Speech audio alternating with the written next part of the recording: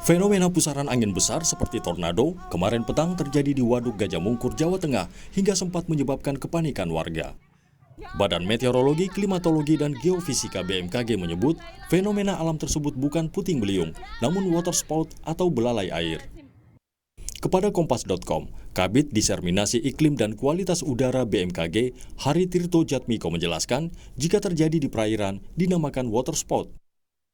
Lembaga Penerbangan dan Antariksa Nasional 8 menjelaskan, perbedaan mendasar antara water spout dan puting beliung akibat kondisi anomali cuaca. Fenomena water spout terjadi di wilayah perairan seperti di danau, tambak, sungai, dan bendungan. Sementara puting beliung terjadi di wilayah daratan luas. Dilihat dari durasi, water spout berlangsung singkat, yaitu sekitar 15 menit. Puting beliung durasinya lebih lama, yaitu hingga 1 jam. Sedangkan dari lintasannya, fenomena water spout sifatnya mikro. Sementara puting beliung, lintasannya bisa hingga 1 km. Terkait water spout di Wonogiri, pelaksana tugas BPBD Jawa Tengah Safrudin menyebut tidak ada korban luka jiwa ataupun materi. Dari informasi yang kami terima dari BPBD Kabupaten Wonogiri memang tidak ada dampak yang secara langsung ya. Di sana memang ada kegiatan keramba jaring apung pun tidak terdampak dari kejadian puting beliung yang kemarin terjadi tanggal 20. Pertama mungkin kita mensosialisasikan terhadap ancamannya ya. Karena arah gerakannya juga sulit diprediksi kemana sih larinya kan gitu ya. Berbeda mungkin dengan angin kencang gitu ya. Angin puting beliung kan ada zigzag kan ya. Yang paling adalah ya tetap mereka harus mencari yang paling aman gitu ya. Water spout terbentuk dari awan cumulonimbus ketika berada di posisi atmosfer yang labil. Baik puting beliung maupun water spout tidak bisa diprediksi secara spesifik. BMKG menyatakan fenomena ini sangat berbahaya karena karakteristik pusaran angin berputar dan bergerak sehingga memiliki daya rusak. Iya, tentu saja berbahaya karena karakteristik dari si puting beliung ini kan dia pusaran angin yang berputar, bergerak begitu melintasi suatu wilayah dengan ketidakstabilan atmosfer sehingga dia mampu menyedot atau merusak lingkungan sekitarnya. Dan karena skalanya yang sangat lokal dan durasinya yang cukup singkat terjadinya, proses terjadinya dan proses mendeteksinya agak sulit dibandingkan dengan fenomena-fenomena cuaca lainnya yang BMKG mencatat, saat ini sebagian wilayah di tanah air tengah memasuki puncak musim hujan diikuti cuaca ekstrim. Potensi cuaca ekstrim diprediksi terjadi hingga 25 Januari mendatang. Cuaca ekstrim sangat berpotensi menimbulkan dampak bencana hidrometeorologi seperti banjir, banjir bandang, dan tanah longsor. Tim Liputan, Kompas TV. Saudara, apa penyebab fenomena pusaran angin besar yang terjadi di Waduk Gajah Mungkur di Wonogiri, Jawa Tengah kemarin? Seperti apa daya rusaknya dan potensinya saat ini di wilayah lain Indonesia? Adakah bisa terjadi ancaman? Kita akan berbincang dengan ahli hidrometeorologi Universitas Gadjah Mada UGM yang juga Sekretaris Pusat Studi Bencana UGM, Andung Bayu Sakaronom. Selamat malam, Mas Andung. Betul ya, Mas Andung? Iya, benar Mas Aiman. Iya. Malam. Selamat malam, Mas Andung. Mas Andung, ini kita bicara soal angin puting beliung. Ini mahfum terjadi, biasa terjadi pada saat pancaroba. Benar demikian? Ya, jadi mungkin kalau kita ini dulu ya, dari ditinjau dari pembentuknya sendiri, sebenarnya puting beliung, kemudian water spout, dan lain-lain ini terbentuk akibat pengaruh dari yang namanya awan konvektif. Nah, awan konvektif itu awan yang naik dengan cepat. Yang awan vertikal, yang dia punya pergerakan ke atas, itu adalah awan konvektif. Nah, biasanya ini terjadi saat kelembaban tinggi dan juga temperatur juga tinggi. Nah, tidak selalu di musim pancaroba, asal dua kondisi tersebut terpenuhi, ini bisa mengakibatkan yang namanya angin puting beliung, kemudian water spout dan sejenisnya. Seperti itu.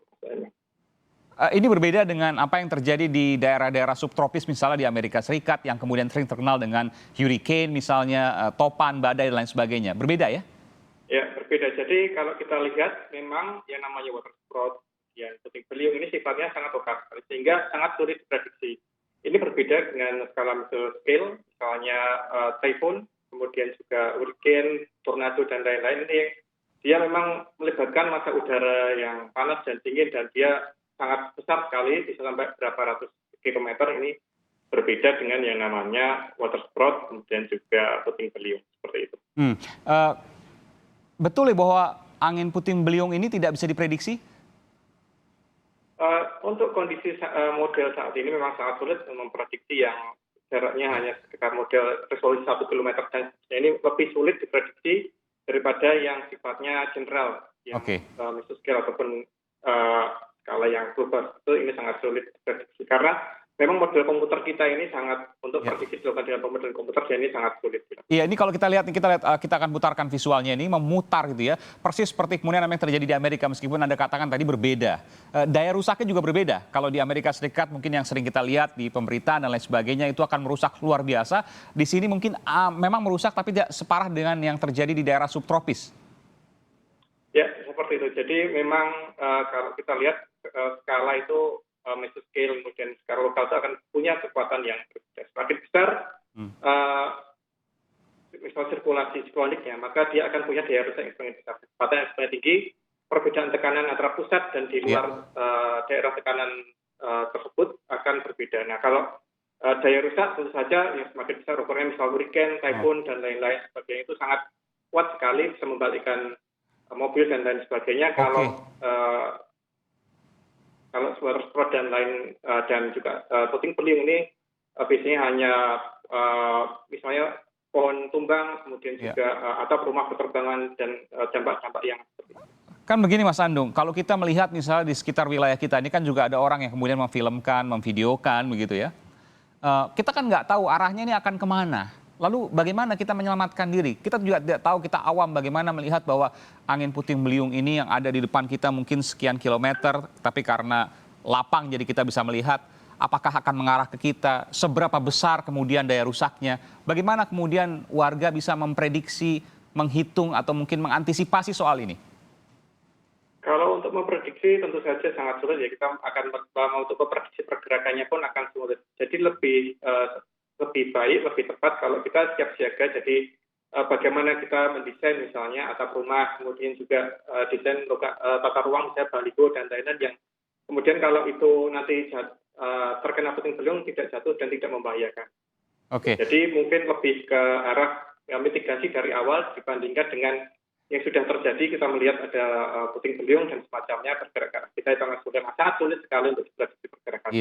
Jadi dari awal. Baik, terakhir Mas Andung, apa yang bisa diantisipasi, daerah-daerah mana saja mungkin yang punya potensi meskipun belum pasti terjadi ya, sehingga masyarakat bisa waspada akan terjadinya angin puting beliung yang bisa kapanpun terjadi ya, termasuk juga pada saat pancaroba nanti mulai Februari, Maret, April dan sekitar bulan-bulan itulah kurang lebih ya. Jadi kalau kita melihat lokasi mana saja yang rawan terhadap puting beliung, ini tentu saja kita harus melihat karakteristik pembentukannya dulu. Yang pertama adalah temperatur yang tinggi, dan yang kedua adalah juga kelembapan yang tinggi.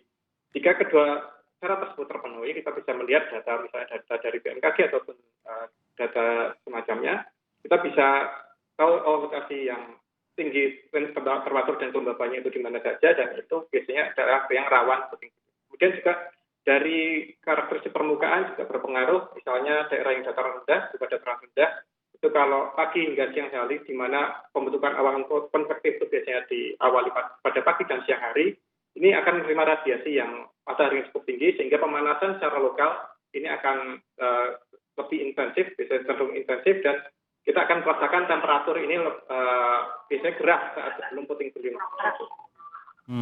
Jadi memang sama sekali tidak bisa diprediksi, hanya tadi yang Anda sebutkan tadi itu yang bisa terjadi. Tapi kalau kita bicara soal daerahnya kan luas sekali, yang misalnya dataran rendah dari pagi sampai siang, kelembaban tinggi, sekarang kan masih musim hujan jadi kelembapan pasti rata-rata tinggi. Ya intinya bahwa tidak ada alat apapun yang bisa memprediksi sejauh ini, sehingga waspada ketika ada angin puting beliung maka berusaha untuk menjauh, begitu ya? Ya, mungkin kalau kita tidak bisa diprediksi, tapi kalau kita bisa merasakan temperatur pagi itu gerah, kemudian radiasi matahari kita terima banyak penyiraman pada pagi hingga siang, kemudian pada siang hari sudah mulai mendung, gelap, awan cumulus terbentuk secara intensif, itu adalah tanda-tanda kita harus siaga seperti itu.